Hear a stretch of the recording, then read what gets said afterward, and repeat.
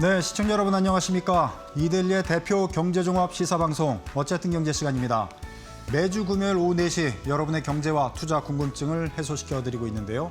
오늘도 이번 주에 굵직한 여러 경제 현안들 자세하게 풀어드리도록 하겠습니다. 자, 어쨌든 경제 일부 먼저 한 주의 경제판 뉴스킥 5 함께할 패널 분들 소개시켜드리겠습니다. 자, 제 기준으로 가장 먼쪽에 이동재 캐스터 나오셨고요. 네, 안녕하세요. 이동재입니다. 네, 이어서 김주현 캐스터 나오셨습니다. 네, 안녕하세요. 이주연입니다. 이주연 캐스터 죄송합니다. 자, 오늘 특별 게스트는 김범준 백석대 국제학부 교수님 잠시 후 전화 연결로 만나도록 하겠습니다. 자, 이제 어쨌든 경제 제작진이 선정한 한 주의 경제판 뉴스킥 5 본격적으로 시작하겠습니다.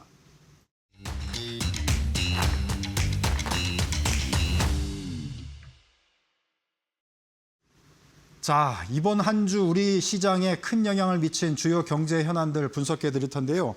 오늘 전해드리는 한 주 경제판 뉴스킥 5는 주요 경제 소식들 중에 저희 제작진이 선정한 가장 큰 뉴스 빅5라고 보시면 되겠습니다. 자, 그럼 저희가 선정한 5가지 경제 빅5 어떤 내용인지 한 주 경제판 뉴스킥 5 먼저 키워드로 만나보시겠습니다. 네. 자, 화면이 아직 준비가 안 된 것 같은데요. 저희가 준비한 키워드 5가지는 이렇습니다. 보랏빛 귀환, 그리고 천당, 자주국방, 스봉대란, 확정과 종전 사회 이렇게 5가지 키워드로 저희가 준비를 했는데요. 하나씩 저희가 풀어드리도록 하겠습니다. 네, 저희가 먼저 선정한 보랏빛 귀환 키워드인데 어떤 소식이냐? 아시겠지만 보랏빛이라는 것은 BTS의 상징적인 아미 팬클럽의 색깔입니다. 자, BTS가 지난 주말에 광화문 광장에서 화려한 컴백을 했습니다. 무려 3년 9개월 만에 컴백 무대로 광화문에서 콘서트를 했는데요. 전 세계 우리 문화적, 역사적 공간을 알리면서 화려한 컴백 무대를 장식했다는 것은 성공적인 소식이고 또 큰 이벤트였는데 이게 근데 예상과는 다르게 좀 현장의 인원이 적지 않았냐 뭐 이런 논란과 함께 또 너무 공적 자원이 동원된 거 아니냐 이런 논란도 나온 것도 사실입니다. 자, 그래서 이제 전문가로부터 BTS의 컴백 무대와 의미, 과제에 대해서 이 시간에 좀 진단을 해보도록 하겠습니다. 자, 김범준 백석대 국제학부 스포츠 대중문화전공 교수님 전화로 연결되어 있는데요. 나와 계시죠? 예, 안녕하세요. 백석대학교의 김범준 교수입니다. 네, 안녕하세요. 자, 이제 여러 가지 콘서트 생방송도 보셨을 것 같고 이후에 소식들도 좀 분석을 하셨을 것 같은데 관련해서 좀 몇 가지 여쭤보도록 하겠습니다. 예. 자, BTS가 지난 주말 이제 광화문에서 아리랑이라는 제목으로 화려한 컴백 무대를 했는데 일단 전 세계적으로 큰 성공을 거둔 것은 사실인 것으로 보입니다. 우리 교수님께서는 어떻게 보시는지 먼저 크게 총평으로 한 말씀 부탁드리겠습니다. 예, 이번 BTS 컴백 무대는 단순한 어떤 공연을 넘어서 문화와 도시 그리고 글로벌 플랫폼이 결합한 상징적인 이벤트였다고 생각합니다. 특히 광화문이라는 대한민국 수도 중심 공간을 활용했다는 점에서 K-팝이 하나의 대중문화 수준에서 이제는 대한민국 대표 문화 콘텐츠로 확장되고 있다는 의미로 받아들여졌습니다. 또한 넷플릭스를 통해서 전 세계 190개국으로 동시 송출되면서 직관하는 공연 참여자와 전 세계에서 공연 시청한 약 1,840만 명이 같은 감동을 받을 수 있도록 공연 이벤트의 확장성을 느낄 수 있는 이벤트였고요. 결국 이번 무대는 BTS의 영향력뿐만 아니라 K-팝 산업 자체의 새로운 진화를 보여준 사례라고 평가할 수 있겠습니다. 네. 자, 대체적으로 이제 긍정적으로 평가를 내릴 수 있는 상황인데요. 그 광화문 공연장 주변에 근데 당초에 주최 측 예상으로 이제 26만 명이 모일 것이다 이렇게 예상을 했는데 생각보다는 그게 훨씬 못 미치는 이제 숫자가 모여서 한편에서는 이제 BTS 인기가 예전만 못한 것 아니냐 뭐 이런 얘기도 있고 신곡에 대한 평가가 별로 좋지 않은 건 아니냐 뭐 이런 얘기도 나오고 있는데 주최 측 예상보다 인원이 현장에 적게 모인 것에 대해서는 교수님 어떻게 보시는지 말씀 부탁드리겠습니다. 이 부분은 좀 시간을 두고 사실 봐야 될 부분이기도 합니다만 제 생각으로는 인기 문제로 보기보다는 구조적인 어떤 변화로 보는 것이 더 타당하지 않을까 생각합니다. 우선 광화문은 도심 공간이기 때문에 교통 통제, 안전 관리 등으로 인해서 물리적 수용 한계가 분명히 있었습니다. 또 하나 중요한 점은 넷플릭스를 통한 글로벌 중계 현장 관람 수요가 온라인으로 분산되는 대체 효과가 발생한 점도 들 수 있겠습니다. 실제로 1,840만 명이 시청했다는 점을 보면 관객이 줄었다기보다는 공연은 공연의 어떤 소비 방식이 오프라인에서 글로벌 디지털로 확장된 것으로 보는 것이 더 타당하지 않을까 이런 생각을 해봅니다. 네. 자, 현장에 모인 숫자로만 지금 따질 게 아니라 전 세계 생중계가 되면서 1,800명이 넘는 사람이 동시에 봤다는 거, 그 점을 이제 강조해 주셨는데, 자, 광화문에서 이제 상징적인 콘서트는 상당히 좋은 평가가 나오고 있습니다. 다만 이제 민간 그룹의 공연을 이렇게 정부와 지자체에서 적극적으로 공적 자원을 활용해서 지원해 주는 것이 맞는지, 또 그런 말들이 또 나오고는 있는데, 이런 비판들에 대해서는 또 교수님은 어떻게 보시는지 전체적으로 좀 평가를 좀 해주시면 도움이 될 것 같습니다. 네, 그렇습니다. 이 문제는 충분히 제기될 수 있는 부분입니다. 이번 공연은 대규모 군중이 모이는 행사이기 때문에 시민과 외국인들의 안전과 교통관리 측면에서 공공의 역할은 반드시 필요했습니다. 다만 문제는 민간 행사임에도 불구하고 공공 인력과 자원이 상당 부분 투입되면서 언론과 시민들께서 공공 부담이 과도했다는 것 아니냐는 점을 지적을 받았습니다.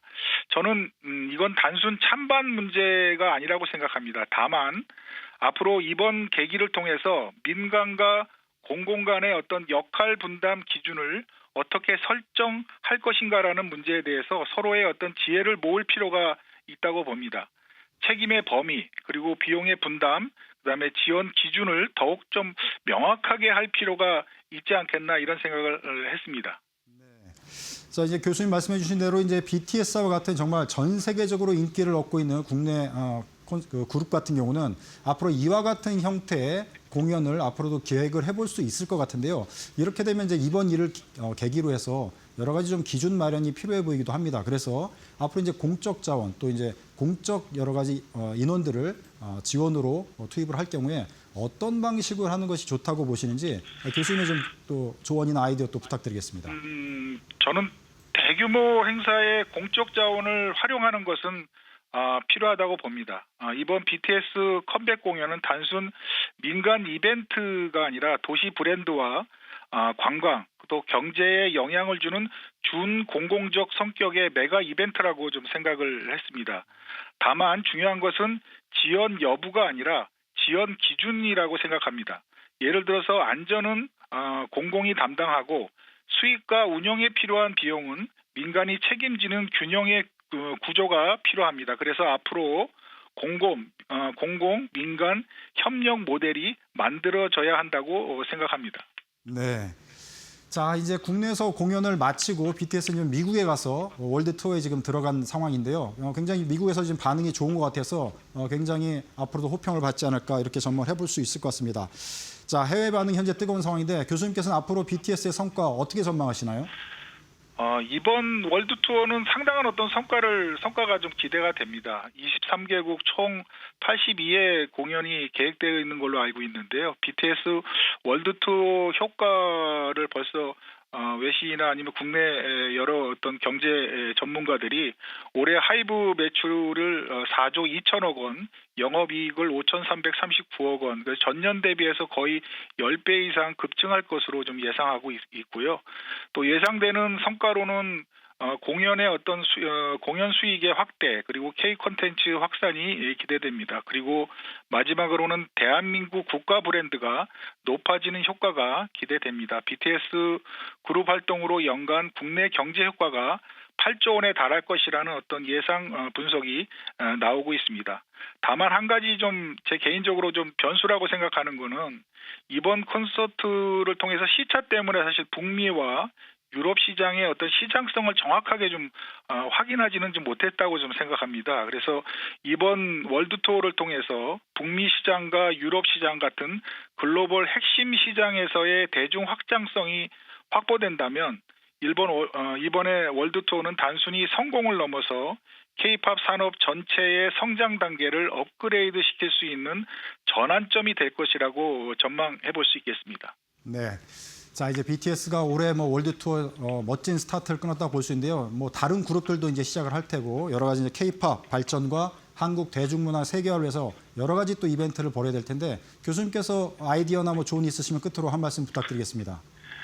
네, 저는 K-팝의 단순한 콘텐츠 경쟁력을 넘어서 산업 구조와 전략의 어떤 고도화가 필요한 시점이 아닌가 생각합니다. 그래서 제 개인적으로 한 4가지로 좀 정리를 좀 해봤습니다. 그래서 첫 번째로는 글로벌 미디어 플랫폼 전략이 좀 강화가 돼야 되겠다. 그래서 장기적으로는 한국의 경쟁력 있는 콘텐츠가 안정적으로 전 세계에 송출할 수 있는 한국 경쟁력 있는 미디어 플랫폼을 좀 갖추도록 정부 차원이나 에서 좀 지원을 좀 해줄 필요가 있다고 생각합니다. 그리고 두 번째로는 K-팝 공연을 지역 관광, 숙박, 문화 체험과 연결하는 체류형 문화관광 모델로 계속 발전시켜 나갈 필요가 있습니다.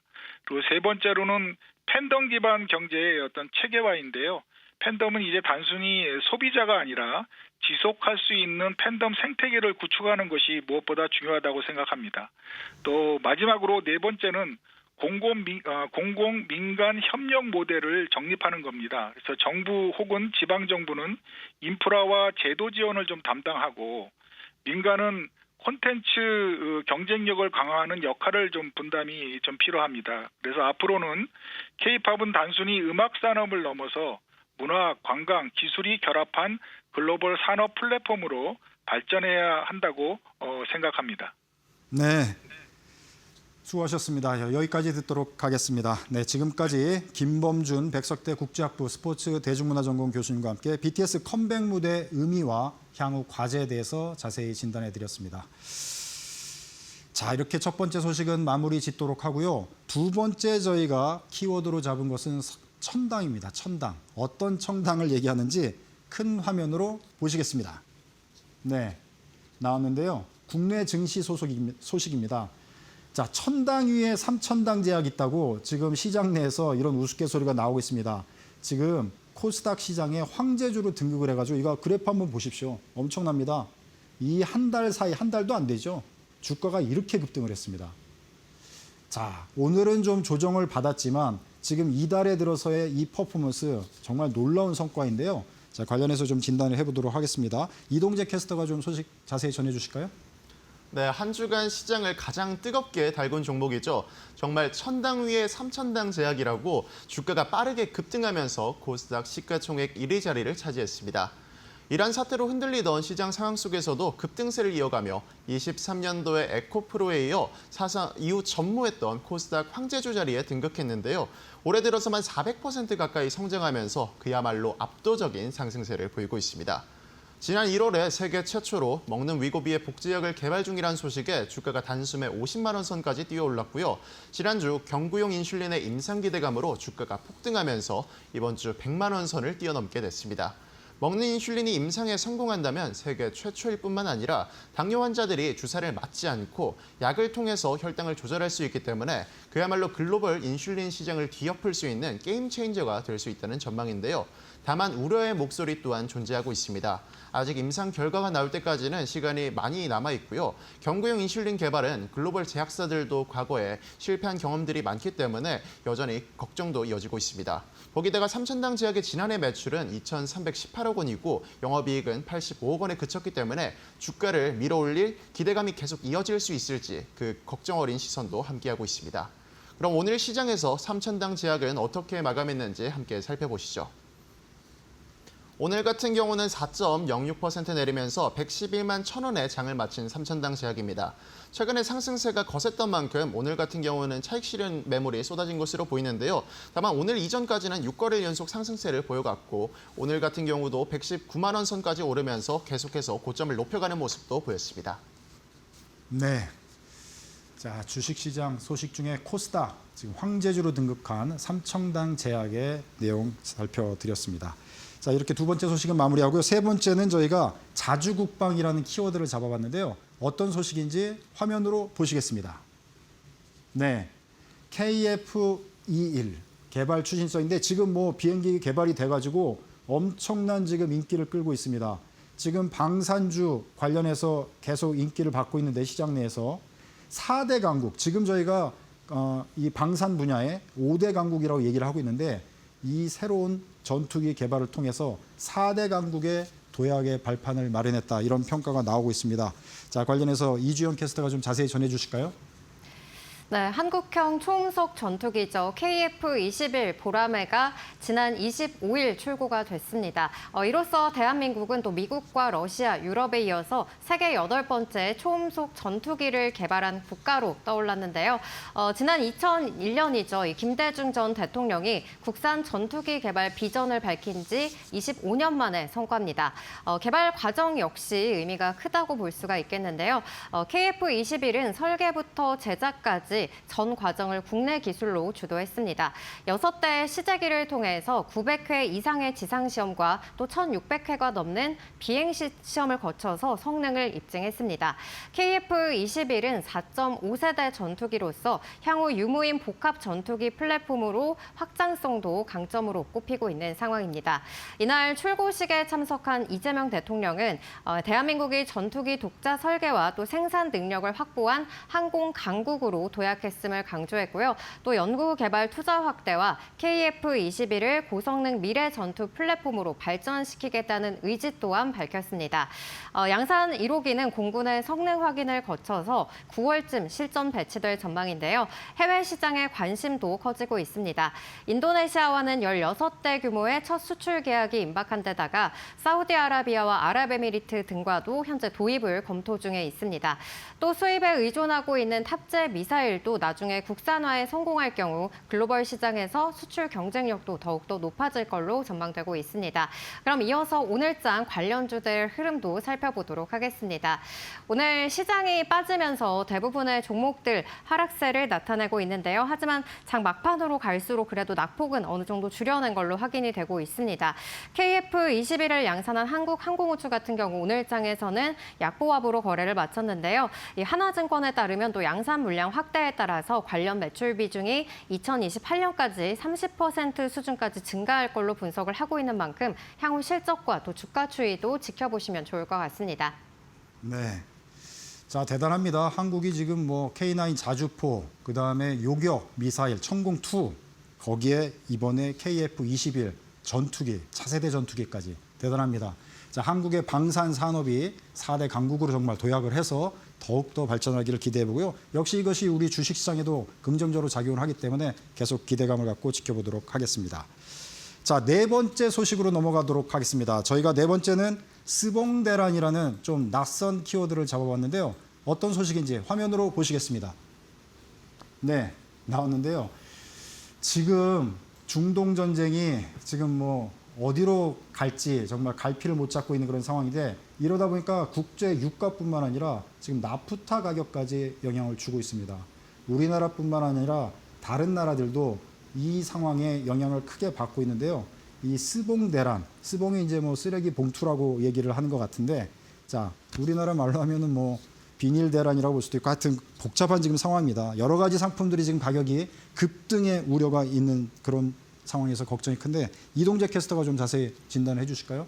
네, 중동 여파, 중동 전쟁 여파가 정말 생각지도 못한 곳으로 튀었습니다.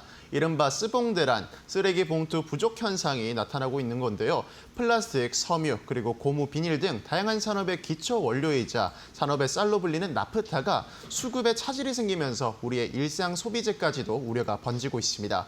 우리나라는 나프타 수요의 절반 정도를 해외에서 수입하고 그중 약 77%가 중동산 수입인데요. 중동 전쟁으로 호르무즈 해협이 계속 봉쇄되다 보니 SNS를 중심으로 비닐 장갑과 쓰레기 봉투 등 생필품의 품귀 현상이 일어날 것이라는 소식이 번졌습니다. 일부 매장에서는 사재기 우려에 1인 1봉과 같이 구매 제한을 걸어놓기도 했는데요. 다만 기후에너지 환경부는 전국에 평균적으로 3개월 분량의 재고가 남아있기 때문에 안정적인 공급에는 문제가 없을 것이라고 밝혔습니다. 또 산업통상부는 오늘 국내 기업의 나프타 수출을 앞으로 5개월간 제한한다고 밝히면서 국내 나프타 수급을 위해 안정을 위해서 발벗고 나서는 모습도 보였습니다. 아울러 비닐과 플라스틱들이 모두 품귀 현상을 보일 것이라는 이런 우려에 대체적인 탈플라스틱 관련주들이 이번 주에 급등하는 모습도 보였는데요. 탈플라스틱 관련주들 오늘 종가도 한번 바로 이어서 살펴보도록 하겠습니다. 오늘 기대감이 다소 약화된 탈플라스틱 관련주입니다. CTK와 세린비엔즈 같은 경우는 5% 가까운 상승세를 보였는데요. 오전장까지만 해도 상한가를 기록했고 어제도 상한가를 기록했던 세린비엔즈지만 오늘 오전장까지 해도 강한 모습을 보였지만 이란 리스크로 전반적으로 우리 시장이 무거운 모습을 보이면서 탈플라스틱 관련주가 강세를 보였습니다. 트럼프 대통령이 종전을 원한다는 소식, 이런 소식들이 전쟁의 긴장감을 약간은 완화시키면서 탈플라스틱 관련주가 다시금 기대감이 약해지는 모습을 보이는데요. 에코플라스틱 3% 넘게 빠졌고요. 삼육물산과 삼양패키징도 10% 넘게 하락하는 모습을 보였습니다. 네. 자, 이게 국제 유가 급등해서 걱정이 컸는데 뭐 유가뿐만 아니라 이 비닐 관련, 플라스틱 관련 제품들까지 이제 직접적인 영향을 주고 있어가지고 여러 가지 경제에 큰 타격이 되고 있습니다. 빨리 해결이 돼야 될 것 같습니다. 이렇게 해서 네 번째 소식은 정리를 하도록 하고요. 다섯 번째, 확전과 종전 사이 어떤 소식인지 화면으로 보시겠습니다.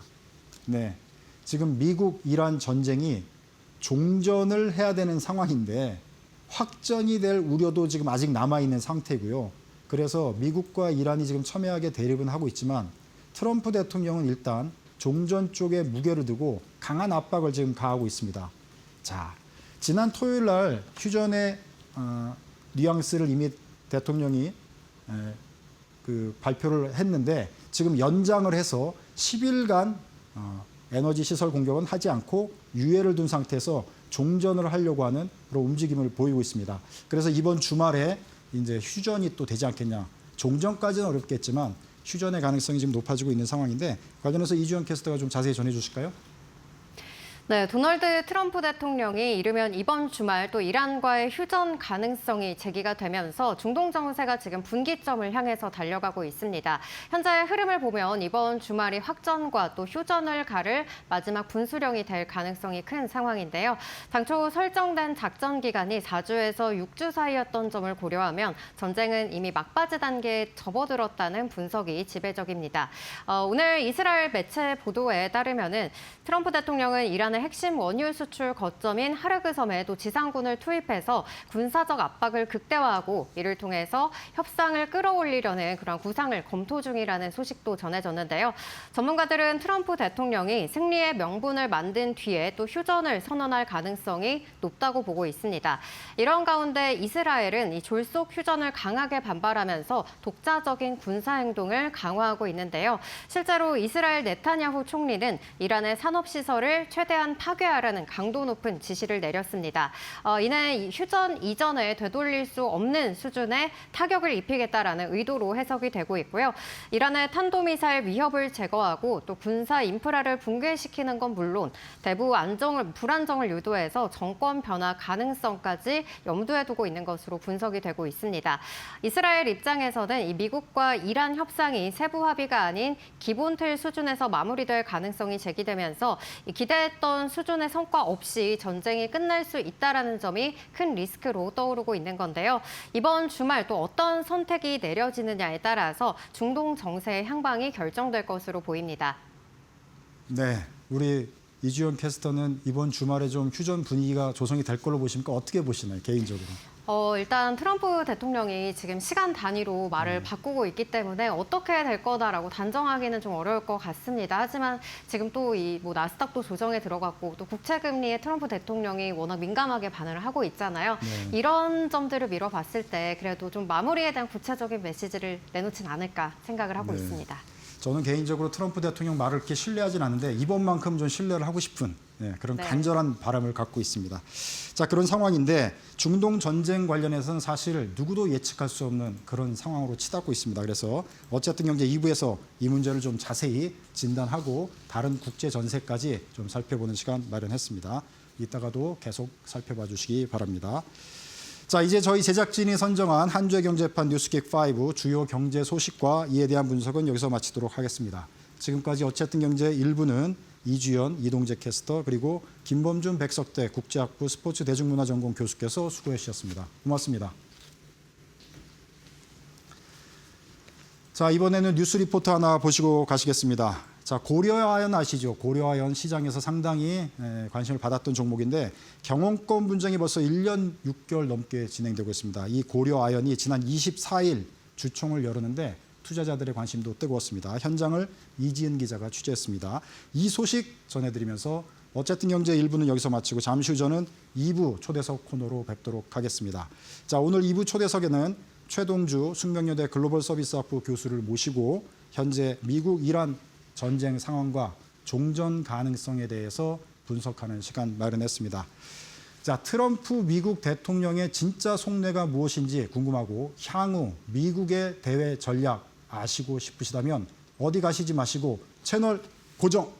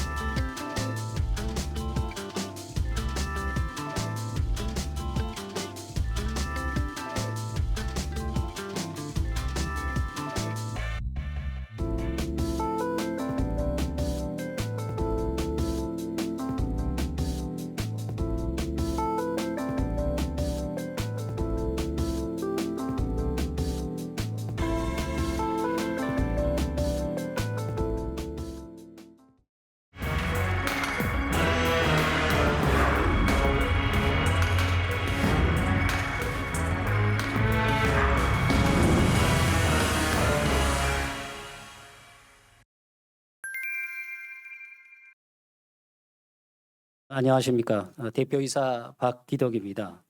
우리 회사 정관 제22조 규정에 따라 제가 오늘 총회의 의장을 맡게 되었습니다. 고려아연과 MBK 파트너스, 영훈연합의 경영권 분쟁이 1년 6개월 넘게 이어지는 가운데 지난 24일 정기 주주총회가 열렸습니다. 이번 주총에서는 전체 7개 의안과 36개의 세부 안건이 의결됐습니다. 핵심 쟁점이었던 최용범 고려아연 회장의 사내이사 연임 안건은 가결되며 되었습니다. 임기가 2년 더 연장됐습니다.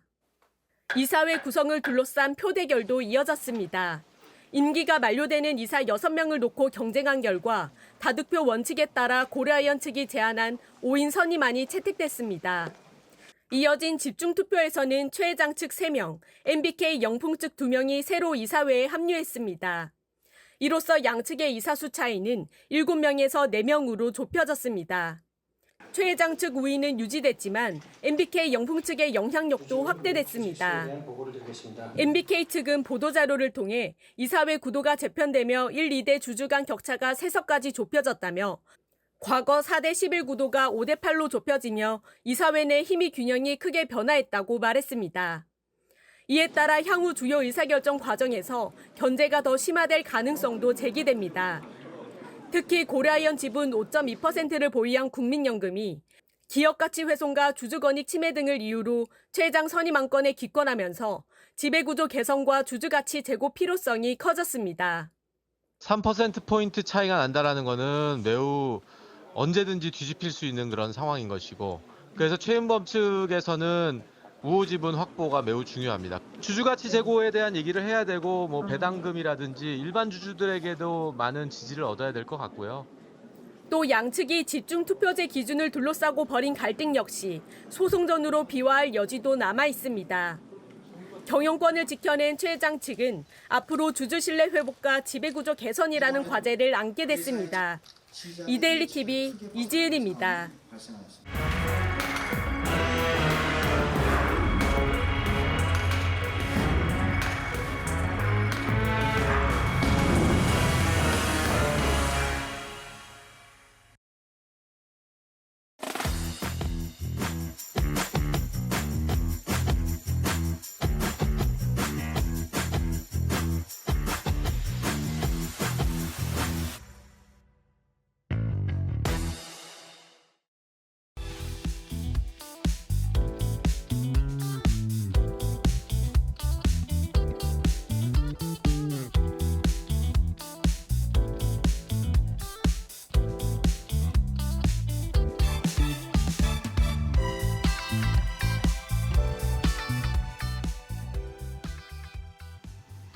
네, 어쨌든 경제 2부 초대석 시간입니다.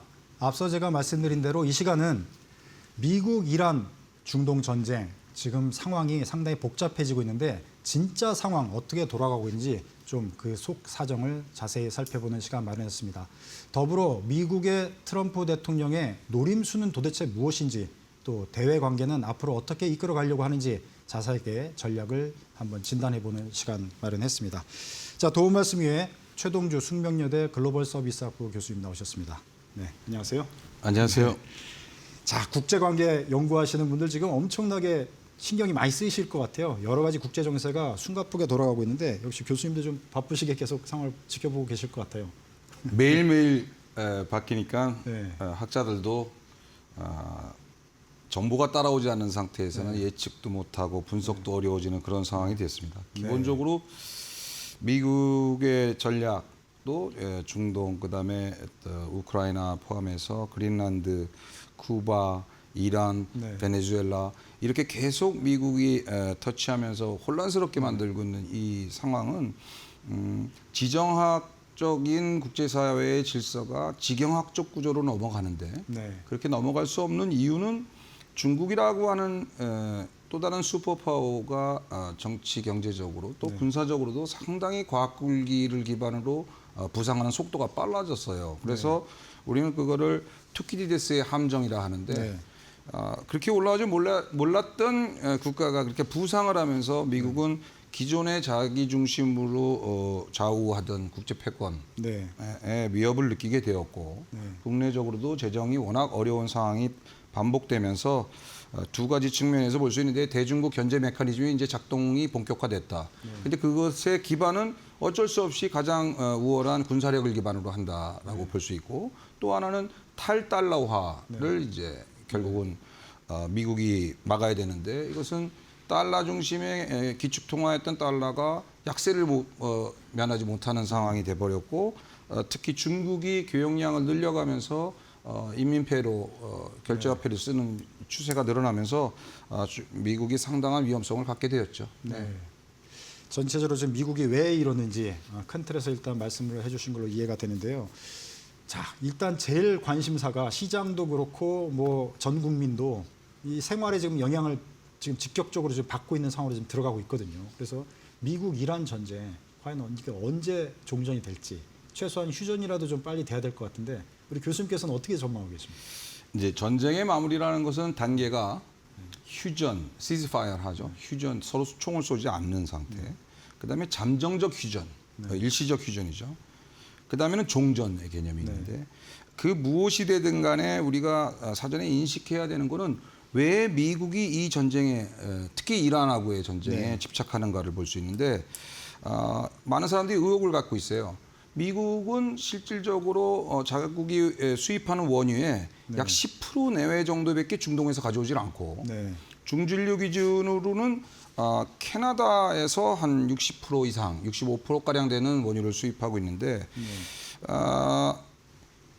다른 자원을 통해서 그 아까도 얘기한 프라이싱 컨트롤 메커니즘을 돌리는데 가격 조절 기능을 달러를 중심으로 돌리는데 그게 이제 우크라이나하고 이란인데 이란이 호르무즈 해협을 봉쇄를 하고 자국의 그 자국 생산의 원유를 컨트롤하게 되면은 오펙의 기준에 산유국 협약에 어긋나는 행위이기 때문에 일단 미국은 개입을 해야 된다고 생각하는 거고 물론 이제 이스라엘의 설득도 있었지만 또 하나는 호르무즈 해협이 지금 미국이 적극적으로 그린란드 통해서 북극 항로 개발을 하지만 호르무즈 해협은 자국의 동맹의 서방구 전략에서 동맹의 여러 가지 산업 기반을 유지하는 데 절대적인 이 영향력을 가지고 있기 때문에 지경학적인 지배 역량을 운송 물류, 자원을 합친 그 배경으로 통제하려는 그런 노력이라고 볼 수 있습니다. 또 하나는 이란의 핵 포기는 사실은 미국 입장에서는 좌총용 우베코 전략인데 좌총용은 이스라엘 핵을 가지고 있잖아요. 파키스탄의 핵을 가지고 있어요.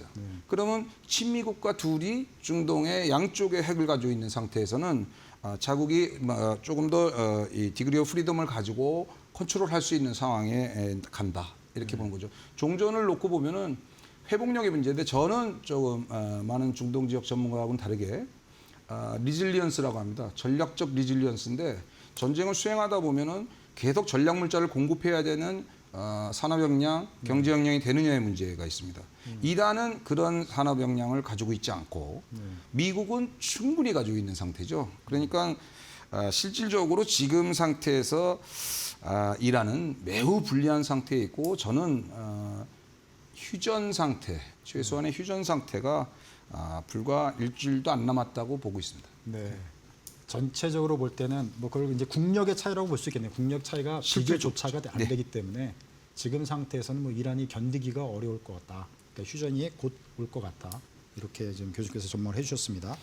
자, 그런 상황에서 미국 트럼프 대통령은 얼마 전에 호르무즈 해협 관리 차원에서 한국을 포함해서 한중일, 뭐 동북아 3국의 그쪽 관리를 좀 맡기려고 했다가 지금은 이제 휴전 분위기로 가는 상황이 되니까 좀 소강 상태에 있는데 전체적으로 한국은 이런 상황에서 어떤 입장을 갖고 있어야 되는 건지 교수님께서 좀 견해를 좀 얘기를 해주시면. 지금까지 이제 논의된 내용 중에 조금 우리가 인식을 바꿔야 되는 문제가 있습니다. 한국은 일본이나 중국, 특히 중국이나 중국 대비 다급하지 않다. 네. 호르무즈 해협이 봉쇄되었을 때 우리의 에너지 전략이 에너지 도입선이 비교적 다변화되어 있기 때문에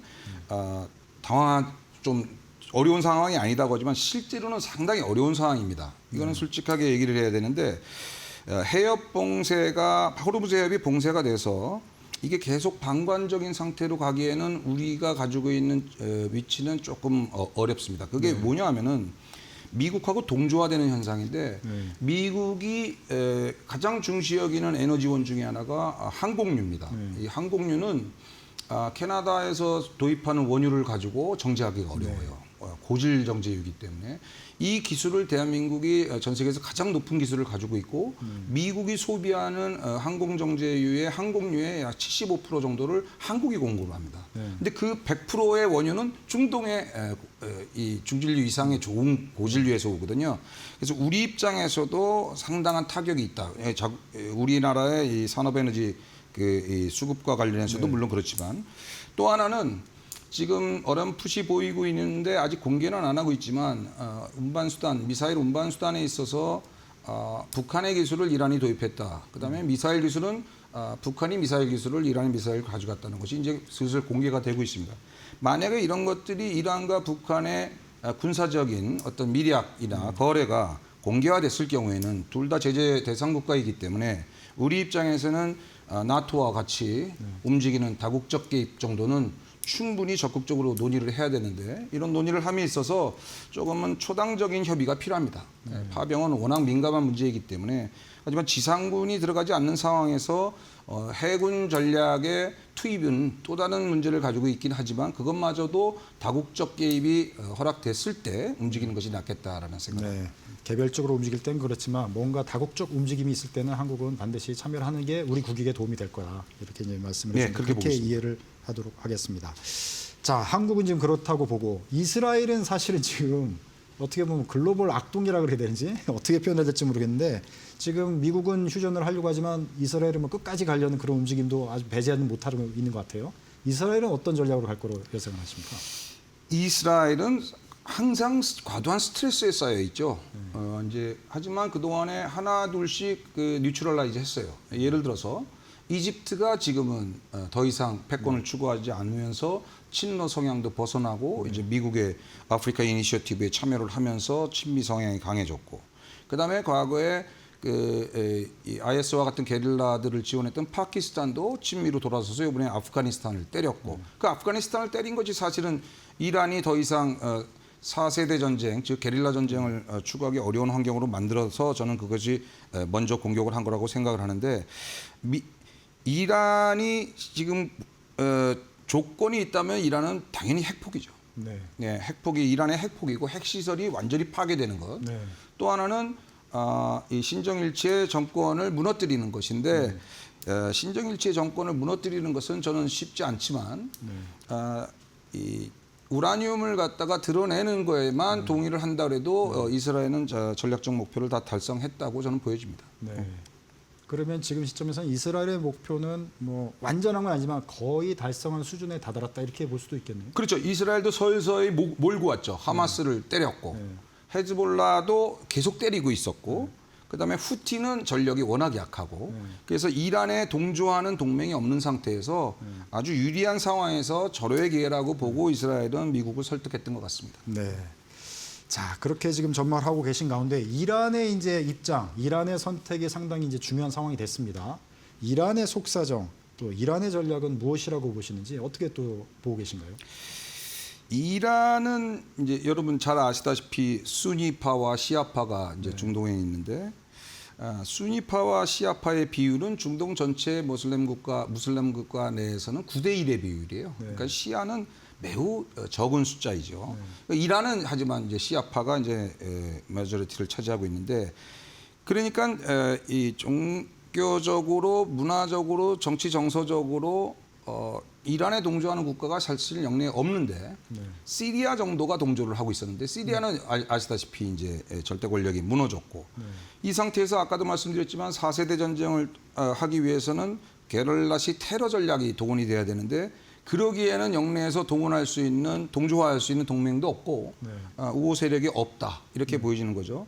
또 그런 걸 하려 하더라도 9.11 사태 이후에 미국이 국토 안전 그 시스템에 있어서는 거의 완전 통제의 역량을 이제 갖춰오고 있거든요. 그래서 미국을 직접 테러한다는 것도 어렵다 이렇게 봅니다. 이란의 내부는 기본적으로 자스민 혁명 이후에 이란만 움직이지 않았거든요. 변화가 없었어요. 그런데 중요하게 봐야 되는 거는 우리가 북한을 우리가 연구할 때 이제 혁명 소조라고 하죠. 또 이 혁명 소조 전략은 이제 중국이 문화혁명을 할 때 했던 그 이념적 그 민병 스타일의 민간 조직들인데 바시즈가 무너졌다라는 거예요. 그래서 내부 통제에 당분간 집착하겠지만 그 잠재적인 봉기, 민중의 봉기의 가능성도 여전히 남아 있다라고 보여집니다. 네. 자, 시간의 문제이겠지만 어떤 식으로든 미국 이란 전쟁은 뭐 종전까지는 아니더라도 휴전이 이제 임박한 것으로 이제 교수님도 전망을 하시고 지금 분위기가 그렇게 가는 것 같은데요. 이후에 글로벌 정세는 또 특히 중동 지역의 정세가 어떻게 움직일 걸로 보시는지 그 변화를 또 한번 말씀해 주시죠. 네. 글로벌 정세를 얘기하기 전에 중동 지역 내의 여러 거버넌스의 변화를 우리가 얘기해야 될 것 같은데요. 잘 아시다시피 중동의 이 맹주들, 그다음에 부유한 국가들은 그 왕권 국가들이죠. 뭐 아랍에미레이트, 카타르, 그다음에 사우디아라비아와 같은 나라들은 지금 산업 구조 전환을 하려고 하는 아주 크리티컬한 지금 시기에 와 있습니다. 왜 그런가? 원유를 지금 페이스로 계속 뽑아내면은 2050년대 중반에 원유가 고갈나는 상태에서 어떻게 보면 이 자본과 자원이 있는 상태에서 산업 구조 전환을 첨단 산업으로 끌어가지 않으면은 어려운 상황이거든요. 그래서 저는 이란이 고립되고 종전 이후에 이란이 고립되고 이스라엘이 걸프 동맹과 걸프 경제 협력 그 시스템에 참여를 하는 그런 형태로 이스라엘이 영내에 산업 구조 전환하는 여러 자본력이 높은 국가에 참여할 가능성이 높다고 봅니다. 네. 그다음에 또 하나는 중동 지역의 지역 다자 협력 체제도 좀 확대가 될 거로 보고요. 결국 또 다른 발화점이 하지만 남아 있긴 합니다. 그거는 아까 잠시 말씀드렸습니다만은 이란과 아랍에미리트가 영토 분쟁을 하고 있고 지금 이란이 이제 이 아부무사 섬을 텀부섬 2개랑 같이 이제 가지고 있는데 거기에 영토 분쟁이 다시 본격화될 가능성이 있는데 그럴 경우에는 미국이 지원하면서 또 다른 영토 분쟁의 개입이 가능성이 남아 있긴 합니다. 그 경우에는 또 다른 발화점이 있다고 볼 수밖에 없습니다. 네. 뭐 이번에 휴전을 하더라도 여러 가지 뭐 중동 화약고라고 우리가 통상 얘기하는데 그 용어는 정말 사라지지 않고 계속 될 수밖에 없는 그런 구조적인 이제 뭐 한계를 갖고 있다고 볼 수 있습니다. 미국이 어떻게 보면 기선을 제압하는 그 전략적 우위에 쓰면서 아랍에미레이트, 카타르, 그다음에 사우디가 이란을 공격할 수 있다라는 그 발언을 계속하고 있거든요. 그런 것들이 아마 그런 호전적인 상호 간의 호스탈리티가 올라갈 수 있는 그런 상황으로 발전할 수 있다고 봅니다. 네. 자, 상황을 이제 여러 가지로 이제 계속 주시를 해야 될 텐데, 자, 미국 이란 전쟁이 지금 막 계속 진행되는 사이에 우리의 관심과 시야에서 멀어진 게 지금 러시아 우크라이나 전쟁 아니겠습니까? 근데 그거 역시도 사실 아직 뭐 종전이 된 것도 아니고 계속 진행 중인데 이쪽 지역은 지금 어떻다고 지금 보고 계신가요? 러시아 우크라이나 전쟁은 지금 답보 상태에 들어가 있고 그다지 큰 전략적 타격들이 군사적 타격들이 없는 상태에서 지내고 있는데 최근에 미국이 유럽에서 나오는 통신의 이 언론 보도를 보면은 최근 미국이 우크라이나하고 종전을 위한 합의는 되었고 네.談판을 이제 진행 중인데 아마도 제가 보기에는 이란의 종전 휴전과 러시아 우크라이나 전쟁의 휴전 종전이 네. 동시에 가지 않을까 하는 생각을 해요. 전략적으로. 동시에. 그건 왜 그런가 하면 트럼프 대통령 입장에서는 지금 떨어진 지지율을 다시 상승시키려는 그런 외교적인 임팩트가 필요한데 그럴 것 같다라는 얘기고, 또 하나는 우크라이나가 지금 뺏긴 그 도네츠크 지역에 대해서 그 공동 투자를 모색하고 있는 것 같아요. 네. 러시아를 포함한. 네. 그래서 EU 국가들도 같이 하는, 그래서 경제 투자 지역으로서의 이제 전환을 미국이 유도하고 있는 것 같아서 미국이 전후복구 사업에서 독점적 지위를 자꾸 주장하지만 않으면은 EU와 다국적 캐피탈이 잘 같이 투자하는 그런 형태의 도네츠크 지역에 대한 공동 투자로 통해서 평화 유지가 유지되지 않을까 하는 생각을 합니다. 지금 와중에 또 한 가지 저희 시야에서 또 벌어진 게 그린란드 갈등 아니겠습니까? 미국이 이제 유럽하고 갈등을 일으킨 주요 그 요소가 그린란드 땅을 놓고 갈등했던 건데 이 부분은 이후에 어떻게 전개될 걸로 또 전망하시나요? 북극 항로가 어떻게 보면 이제 한 파트고, 특히 이제 그린란드를 거쳐야 되니까, 또 하나는 그린란드 이제 니켈 2차 전지의 핵심 이제 원료죠. 그 다음에는 중국이 이제 독점하고 있는 히토리 글로벌 공급망에 대해서 미국은 굉장히 피곤함을 느끼고 있거든요. 그러니까 중국을 견제하는 절대적인 미국의 이익을 반영하는 부분이 바로 사실은 북극 항로 개발이고 그린란드 전략이라고 보여져요. 그런데 최근에 미국이 좀 한 발 물러섰어요. 루비오 국무장관이 가서 다보스 포럼에서 뭐라고 그랬냐면 1월에 미국은 유럽에서 태동했음을 잊지 않는다라고 하면서 EU에게 좀 포용적 제스처를 취했고, 최근에 그래서 EU가 받아들이고 있는 인식은 EU와의 공동 개발, 그린란드 공동 개발을 조건으로, 왜 그런가 하면 덴마크는 나토 회원이면서 EU 회원이거든요. 그래서 덴마크가 이 조정을 받아들이지 않을까 하는 생각을 합니다. 네.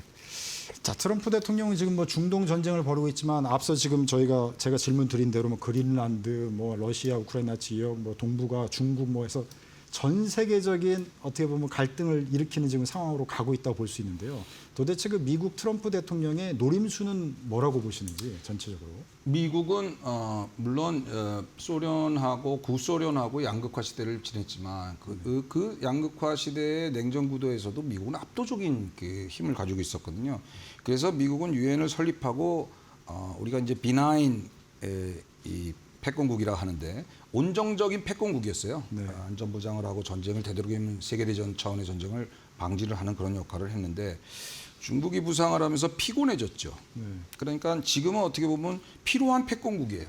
여기저기 다 걸터 앉아가지고 군사력을 기반으로 중국이 올라오는 것을 계속 견제해야만 하는 이제 그 피곤한 파티그가 있는 이제 패권국이 됐는데, 온정적 패권국으로 존재하면서도 항시적으로 자국 우선주의는 있었어요. 닉슨 도트린도 있었고, 그다음에 일본에 대한 압박도, 플라자 합의를 끌어낸 압박도 있었고, 우리한테 슈퍼 상공회를 던지기도 했고, 근데 이 경제의 정치화 현상은 계속 갈 거라고 봐요. 근데 궁극적으로는 얼루 회귀를 할 건가 하면은 중국 끝났어요?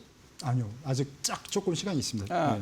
중국을 안보 전략 백서에 보면은 결국은 미국의 서방부 전략은 중국을 가치 기반으로 견제하는 전략으로 다시 회귀를 하면서 경제의 정치화는 계속 진행될 거로 봅니다. 네. 시간이 그냥 금방 지나가 버려가지고요. 짧게 20초 정도 마무리 발언 한 말씀 해주시면 좋을 것 같습니다. 트럼프의 미국이 어떻게 갈 건가? 저는 중간 선거에서 트럼프가 이기는 것은 공화당이 이기는 것은 좀 문제가 없다고 봅니다.